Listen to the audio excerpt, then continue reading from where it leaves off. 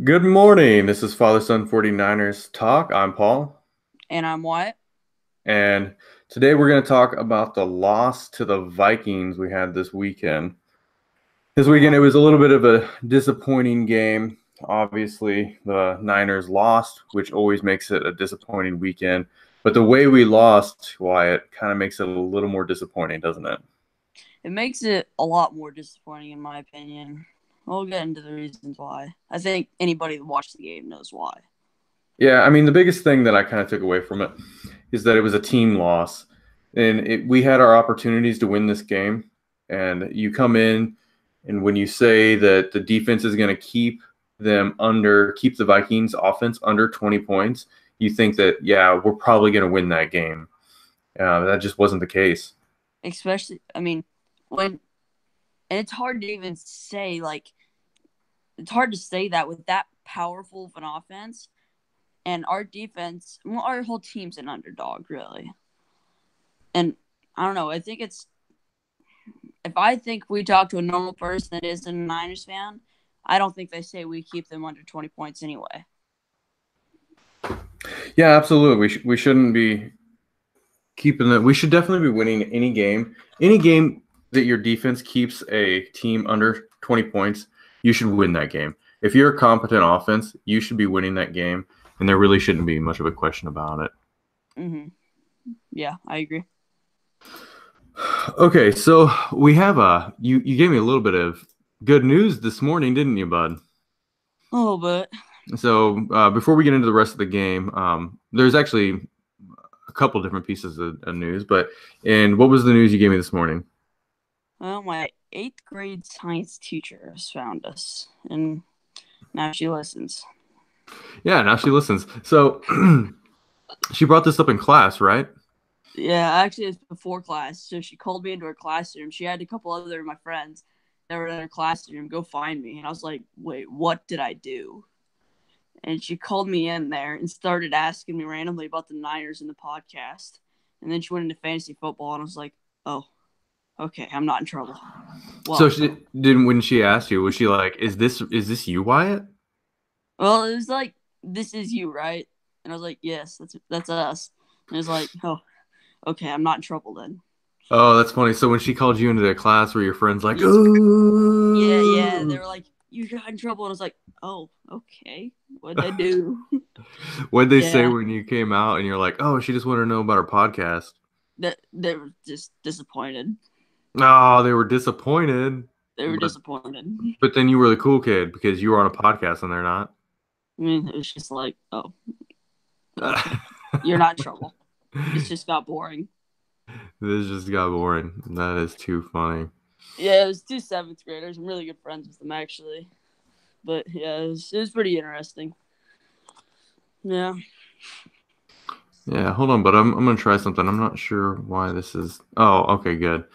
Yeah, I wanted to make sure that my actual audio was recording. I'll edit that out. All right. Anyways, yeah. So obviously that's pretty exciting. So we know at least one person's listening to us, and you told us that she was listening, and so Miss Spratt, right? Yes. Miss Spratt, thank Correct. you for listening, and I appreciate it. And I'm glad that we found somebody. I know we have a few people listening, but it's pretty cool that your science teacher found us specifically. I thought that was really neat. And happens to be a 49ers fan.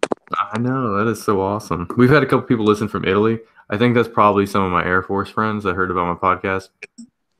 And obviously, my last unit was in Italy. So yeah. Yeah. Okay, so we're gonna get into our initial reactions for the game. Wyatt. So, what was your initial reaction from the game? Like, how do you feel about the game? Well, I don't know. I'm not gonna go into just overall the game because that's difficult for me because I have very different opinions on defense and offense. Okay, well I'm let's gonna go into let's break it out. Tell me a little bit about the offense, and tell me a little bit about the defense. the offense. I was very underwhelmed when it came into red zone, and that's my the biggest thing that I saw on our offense. It's just hard to think about much else when you have what is it, four opportunities in the red zone and you capitalize on zero. Well, we did score a touchdown. Oh yeah. We did have that one, and then we had the pick six. Yeah. So fumble on the 1 yard line, overthrown to Kittle, dropped in the red zone by Garcon. It's Mm-hmm. not like those are backup guys either. Those are supposed to be. I mean, Jimmy G obviously the Garcon drop. I guess there was one backup, but fumble on the 1 yard line. But I mean, Well,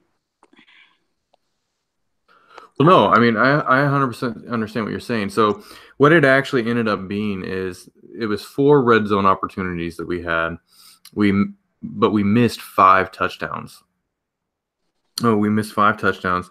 And the 5 touchdowns were you had the drop pass by Pettis, right? Which was a little bit of a good play on the defense, but he still could have come down with that. Drop pass by Pettis. We had the fumble by Alfred Morris, which was the first one.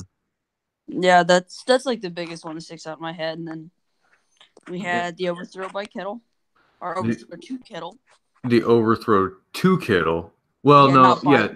So there not was, by and Kittle. that was in the red zone. So the overthrow to Kittle. Yep, absolutely.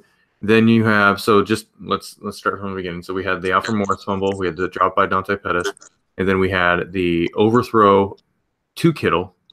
And this one happened outside of the red zone. It was that giant pass to Kittle where Kittle did something and then he just ate his hands and he dropped it. Yeah, like he screwed up his stride and then it just kind of threw the whole play off. Yeah, and that's a touchdown. That's a touchdown pass. 100%. And that's a bigger swing than just the 7 points because that's a 14-point swing because the next play we had the pick six. Yeah. So that's right there. That's a 14-point swing, and we lost 16-24. We capitalized on two of those, and we win the game.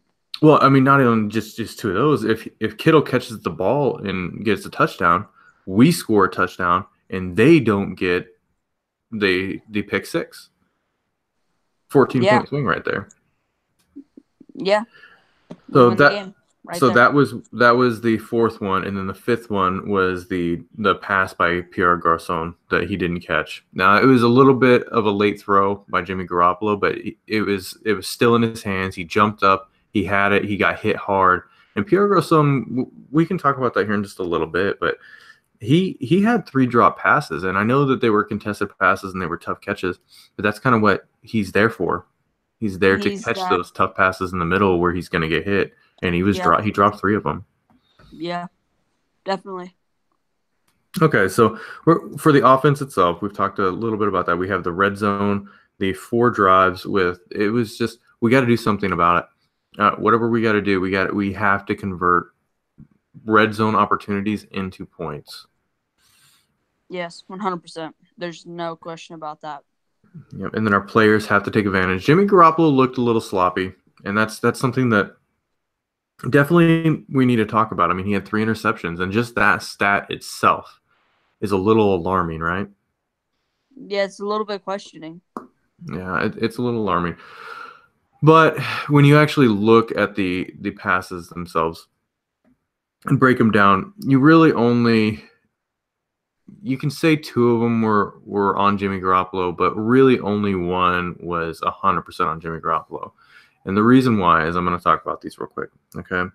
So the first interception was the interception that when you're watching the broadcast, they're like, oh, the wide receiver fell down. But then when you watch it, the ball wasn't anywhere close to the wide receiver, right? Yeah, it was nowhere near him. It was kind of off to the left. And you're like, man, what happened? Well, what happened, and Jimmy Garoppolo and Shanahan kind of talked about this. I think it was Shanahan who talked about it. Garoppolo audibled out of the play, and the wide receiver didn't hear it. Oh. So Garoppolo threw to where the wide receiver was supposed to be in the audible. But he didn't move. Yeah, so the wide receiver was supposed to cut to the inside, not the outside.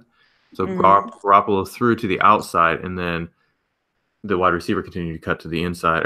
Garoppolo threw to the outside, and the The Yeah. inside. I'm getting confused. The wide receiver cut to the outside and Jimmy Garoppolo threw to the inside, and it was because Garoppolo audible to play.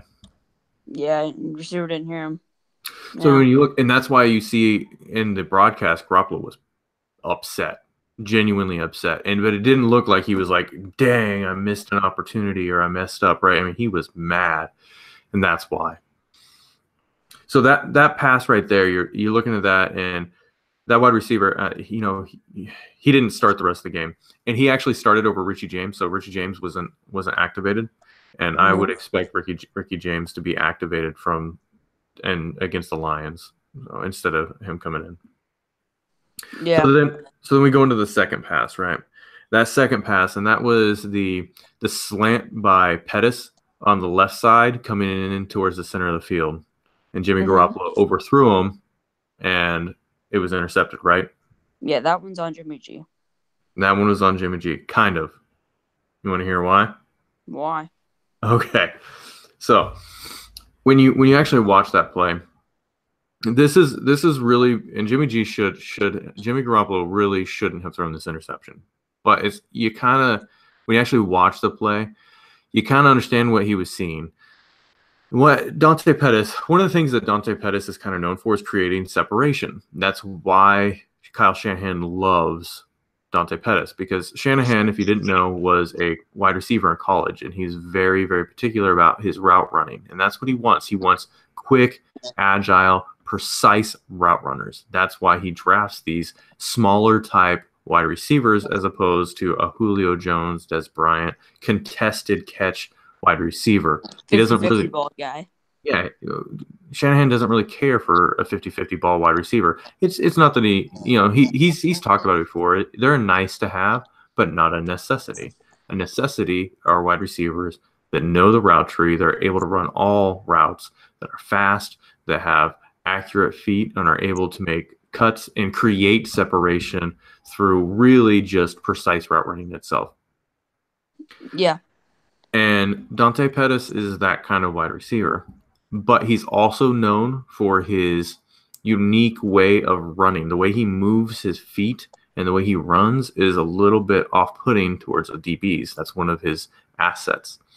And that particular route, that slant, most wide receivers, when they make that slant, they cut faster. So you look, there's a ton of separation. He was open. Dante Pettis was open, but when you watch the way he did it, he did this like weird little foot shuffle, which you're supposed to do a foot shuffle. But when he did it, he held his shuffle off as he leaned to the left, and he held it just about a half, maybe a heartbeat longer than a normal wide receiver would hold that, and then he cut, and it helped create that separation. The DB really did buy into it, but he cut late. He cut later than most wide receivers would cut. So that pass is really, when you actually look at the film itself, that pass is really more on the relationship and the connection between Dante Pettis and Jimmy Garoppolo. I think in the future, that turns into a reception and not an interception. Yeah.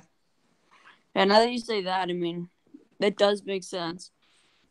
Yeah, you're gonna have to look up. You're gonna have to look at that play. So I'll send you a link with it. And also, with Game Pass, you can go onto the coach's film and kind of watch it. It was pretty seeable. It was pretty viewable in the broadcast. You go back and you'll see it. It's really obvious that he held that cut, and you can see Jimmy Garoppolo. He anticipated Dante Pettis to cut a lot sooner than he did, and he just wasn't there. So that was that interception. And then the last interception, that was just Jimmy Garoppolo trying to do too much. He underthrew into the middle. I mean, he just underthrew it. Yeah, and especially going to the middle. That pass has to be on target. In the middle, when you're throwing into people. I mean. Yeah, so, I mean, he had 3 interceptions. You look at him, one of them definitely – you wouldn't put on him. That was the wide receiver running the wrong route 100%. The second one was really not miscommunication, but that's building a rapport with your wide receivers, between your wide receivers and your quarterback. And then the third one, Jimmy Garoppolo just shouldn't have thrown that ball. Sometimes you try to do too much that wasn't there. The guy wasn't open. You throw the ball away and you move on to him another day, right? Yeah. Get the ball away and move on. Yeah. Okay, so then there were some bright parts of the offense, right? Yeah. What were the things that you thought that the Niners did well on offense? Well, I know you're gonna like maybe not agree with me here. I liked Kittle in the game. He got overthrew once. He screwed himself up once. So he had mistakes. One of them's not on him. But I liked the way Kittle looked in this game. I mean, Man, you thought that I wouldn't agree with you? yeah. I don't know. I don't know. Just didn't seem like the ideal Kittle game, you know? But Well, the only thing that was missing was the touchdown. And I know he had the drop pass, but Garoppolo also overthrew him. yeah. So, did you Yeah, know? that's kind of why I was thinking about maybe not going with Kittle, but I mean, I kind of figured one of them wasn't his fault and one of them was. Well, so Kittle, he had the most receptions and yards any other player on the 49ers. Mhm. So Kittle had 5 receptions for 90 yards. Yeah. I would and I would expect the most yards out of with if Goodwin is not in, I would expect Kittle to come in and like get that kind of like the best stat line on the team with Goodwin out for half the game or whatever. Yeah, I think Kittle was definitely the offensive MVP that of the 49ers in my opinion. Kittle, he had a really good game. I mean, he came out and he had 5 receptions, 90 yards. He did have that drop touchdown pass, which really could have been the difference in the game right there because it wasn't just 7 points lost. It was a 14-point swing because the next play, it might have been 2 plays after. It was a play or two after. There was that pick six, which Mm-hmm. makes it a 14-point swing, and we lost by 7 points, Yeah, something like that. which is just absolutely heartbreaking and heart and soul crushing. But But you can't. I personally say I'm not going to go out and say like the game's on Kittle because there's also the fumble on the 1 yard line, the Pettis drop in the red zone. So it's like it's one of those things that's probably the biggest missed touchdown we had because it was followed up by a pick six. yeah, it definitely was. But yeah, it wasn't Kittle's fault. It was 100% a team loss. I mean, you look at it, Alfred Morris, the running game fumbled the ball. Then you had Pierre Garçon who dropped a pass. You had Dante Pettis who didn't catch a pass. You had Jimmy Garoppolo who overthrew a touchdown, and he was a little off. He was behind. He was a little high. He overthrew a couple people high a couple times, and so he had a little bit of issues, which I think is probably a good thing. I mean, I really believed in Jimmy Garoppolo. I do. I think that he is going to be an elite level quarterback for us. But sometimes, you just need that punch in the face to refocus. That And you're not there yet. Keep working. one thing that I love though is that he wasn't deterred by the interceptions. When he threw that interception, that first interception in the third quarter, it was like there was like 10:45 in the third quarter. He threw that interception and which was the audible. And then he came right back and they drove right down the field. Now, this was another opportunity where we didn't score in the end zone. We had an opportunity, but we didn't actually score. And we ended up only getting 3 points. But he came out. They weren't afraid. And when he came out and got that interception, it was 2 or 3 straight passes in a row Kyle Shanahan went to. They didn't run the ball. They didn't. As soon as we got the ball back, they were like pass, pass, pass. Which I mean, I think that shows the confidence that you have in your wide receiver to go out and do that. There were a couple of the teams that after they threw interceptions this week, they were like run, run, run. But that Shanahan did the exact opposite. It was pass, pass, pass. So Yeah, okay, and it was so good to know another thing. It was good to know not only that Shanahan believed in the receivers to still go. It was a good thing to know Shanahan believed in Jimmy G, even though seeing the picks, seeing this stuff happen, it was good to know that Shanahan still like I don't really care. Yeah, that You was my can't. point. It was the trust in the quarterback, not the wide receivers. Yeah. Oh, sorry. No, no, no. That's fine. That's making it clear. That's exactly what I was talking about. 100%. So we're on the same page with that for sure. So here's some of the other stat lines for a running game. I think that I was a little bit upset with it, and I know that we had the fumble, but more than just the fumble. You look, and Matt Breida had 11 carries for 46 yards, which was a 4.2 average. That's not too bad. That's really not bad. But he only had, I think he had one catch. Then Alfred Morris had 12 for 38 yards, which is 3.2 yards per carry, which is not great. That is not a great stat line. Jimmy Garoppolo did have 2 attempts for 6 yards, so that was pretty cool. He had a couple runs that were pretty strategically placed, and he got down, so that was good. Next, Russell Wilson or Cam Newton? Yeah, right. Yeah, no, not quite. But he is athletic, so Jimmy Garoppolo is athletic, and he has that ability to run when he needs to, which is good. But you start looking at that, and I think that our running game really did kind of underperform, and I was kind of hoping to see a more dynamic run game. I know that we lost Jerick McKinnon. I was hoping that we were going to be able to kind of make up for it. And Kyle Juszczyk did have an awesome pass that he caught, and it was a one pass for 56 yards up the right sideline there. That was really good. I would really like to see him get more involved in that. Mm-hmm. Yeah, Matt Breida had one catch for 5 yards, and that's what Not we had. only the passing game, I would like to see him get caught up a little bit more in the run game as well. But yeah. that's my opinion.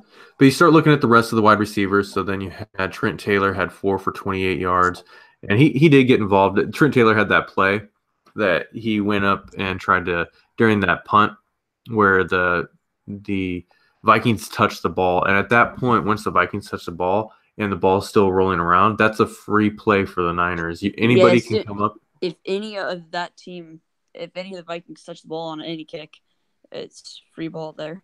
Yep, you automatically get the ball where it's at. So if it's still on the ground, you can go over and try and catch it. You can try and pick it up and run and get more yards and do whatever you do. So Trent Taylor, being a smart football player, went over and did that. But it's pretty funny because he's literally the smallest guy on the team. And it was pretty funny on the broadcast because there's this Trent Taylor, this little dude, surrounded by these giant guys, and they literally just throw him to the ground. And it's like, oh. Yeah, Trent Taylor, he's the little Mighty Mouse guy, right? Yeah, it's like, well, hi. Right. So Dante Pettis, I thought he had a pretty good game. So he's had some drop ball issues, which is kind of weird because I heard some crazy stat like he never dropped a ball in college, and it doesn't matter if it's real or not that he never dropped a ball in college. But what is real is that he is known for having very secure hands. He just doesn't drop balls, and he had some drop ball issues in the preseason, and it kind of continued throughout this game. But he did have 2 catches for 61 yards. He had the one TD, the one touchdown pass that we had, and it was a good. He had a good showing, and he could definitely seize the separation there. Pierre Garçon had 2 catches for 21 yards, and he had a couple drops, which was unfortunate. Mm-hmm. Oh, Wyatt, I'm hearing myself in the background. You don't have your headphones on, do you? No. Yeah. Do you have your headphones at all? No, I left my mom's. Oh, it's okay. Yeah, it's fine. I'm hearing myself just a little bit in the background, not all the time, but sometimes. Okay. Okay. So then Kendrick Bourne, he had 0 catches for 0 yards, and that's because he was the one who didn't get the audible, and he cut right instead of left. He probably I don't expect to see him suit up for the next game. I would expect Ricky James to be the guy suiting up. Marquise Goodwin. We're gonna get into actually that's with the Kendrick Bourne deal. I really like Ricky James. Don't get me wrong, but I had the prediction that Ricky James would suit up before, or Kendrick Bourne would suit up before Ricky James. So he's a Kyle Shanahan guy. He was picked up by Shanahan for sure. Mm-hmm. This seems like his style. Yeah, but so is Dante Pettis. That's why I picked Dante Pettis. Mm-hmm. But Kendrick Bourne was he was a big guy. He was a big name last year. Not a big name, obviously, like in the NFL, But he was a Kyle Shanahan pick that we brought into the team, kind of to be that guy for us, to be a developmental guy, a Kyle Shanahan developmental guy. But I think Ricky James is probably going to do a little bit better for us. So I'm excited to see him kind of get into the game. So that was really the offense there as we go through. And we're going to get into defense, but we actually meant to talk about the injuries first and go talk about Marquise Goodwin. Kind of that's a perfect segue to go right into the injuries themselves. We did have a couple injuries, which was part of the offense and is relevant to this conversation, which Marquise Goodwin was kind of that first guy where it was a really weird play, and it was right at the beginning of the game, and it just was soul-crushing to think that the way he went down, you're thinking, man, that's a season-ending injury. But it ended up just being a quad bruise. So what they reported is that he's day-to-day, Marquise Goodwin is day-to-day with a deep thigh bruise. That promises, hopefully, he's going to make it out for week 2, but he's day-to-day. It's just a thigh bruise. He was on the sidelines warming up, trying to get it ready to go, and he actually came out for a couple plays and then just went back off the field. Yeah. So that's good. Then our offensive line, we had an interesting day on the offensive line. We had Mike Person, he's reported to have a foot injury. It's a foot strain for Persons, and the injury isn't serious, but yet it is to be determined if Person will be ready to play on Sunday. So he's questionable for Sunday. Yeah. Yeah. Then then it was Joshua Garnett. Mm-hmm. Garnett suffered. Oh man, bud. I don't know. Sometimes it's louder than others. I don't know what's going on. We really need the headsets though. That's why you have the headset, Wyatt. Just FYI, is that way that feedback. Because what's happening is your mic is hearing me talk and picking up that sound. Yeah. Yeah. Okay. It's not a big deal. I mean, this is mostly me and you talking, right? So, but it does get kind of loud. Mm-hmm. Do your brothers have a earphone set? Yeah, but no mic. No, you don't need a mic, Wyatt. Oh, yeah, you do need a mic, don't you? Mm-hmm. Yeah, because you're on your phone. Okay. Okay, so then Mike Person, we just talked about that. He had the foot injury, and he's week to week. So then Joshua Garnett came in. So when Mike Person got hurt, he was our starting right guard. But that was the big battle in camp was Mike Person and Joshua Garnett. And you're like, okay, which one of the two are going to get this starting job, right? Mm-hmm. And everybody kind of thought it was Joshua Garnett because he was our first-round pick, not last year, not this year, but the year before. And we're like, well, okay, so he lost a bunch of weight. He's going to fit. He's more suited for the Kyle Shanahan system now that he lost weight. We'll see what happens. And Mike Person ended up getting the nod. So then Mike Person gets hurt. And we're like, oh, okay. Well, it really didn't feel that bad because you're like, well, Joshua Garnett, okay, maybe we'll see what happens. And then just right after that, he gets hurt. Yeah. So that was a little frustrating. And it ended up being a really interesting situation because now we don't have another guard who's suited for the position. I don't know what to do. It's the feedback's coming over. It wasn't happening at first, but it's happening now. Hold on for a second. We've got to kind of make this choppy. Huh? We also got to make this sort of quick. I got to wake my brother up before long, and the bus comes at 6:50. At 6:50? Okay, cool. We're almost done. Okay. And they're not quite up yet. I need to get them up like in 10 minutes or so. Okay, awesome. The 6:15, so I need to get one brother up. Yeah, we'll finish this up pretty quick anyways, so that's good. Okay, so then after Joshua Garnett got hurt, what happened is Mike McGlinchey, who has never played guard apparently, ended up switching over from right tackle to right guard. And that's because Gary Gilliam, who is our backup lineman, is a swing tackle who plays left and right tackle. So then he ended up playing tackle. And that actually ended up working out pretty well. And that was kind of surprising. But it was McGlinchey's first NFL game, and he ended up playing in a position he doesn't play. He hasn't practiced in, and he did pretty well. So that was good. Okay, let's get into defense just real quick, Wyatt. I know you got to get ready to go to school, and you got to wake your brothers up. So we'll get this going. So the defense, you said it looked good, and I agree. You know, when you start talking about the defense themselves, and I was really expecting it to be more of a barn burner against us. So what were your thoughts about the defense? Probably my biggest thought is between the defensive backs, really like the DBs, and the defensive line. I feel the defensive line really stepped it up from last year. Yeah, I think the defensive line did step it up from last year. So we had the 2.5 sacks from DeForest Buckner. And at first, when you were looking, you're like, man, he's gonna give them some trouble, right? Mm-hmm. It really did look like we were gonna give them some trouble, and then it just kind of didn't happen. We didn't end up giving as much pressure as it looked like we were going to throughout the game. But the DBs did play really well. The one thing that I thought was unusual was that with the DBs, there was, I don't know what it is. I've heard that our DB coaches don't teach our DBs to turn their head. And you saw a couple plays where they were in really good position, but they don't turn their head to track the ball. So they weren't able to. Yeah. Sorry, I didn't mean to cut you off. But No, the okay. biggest one that I think of is, well, not really the biggest, but one of the big examples that probably people, I mean, if you're thinking about it, you're going to know some of the most. The Kilo Witherspoon to Stephon Diggs in the end zone.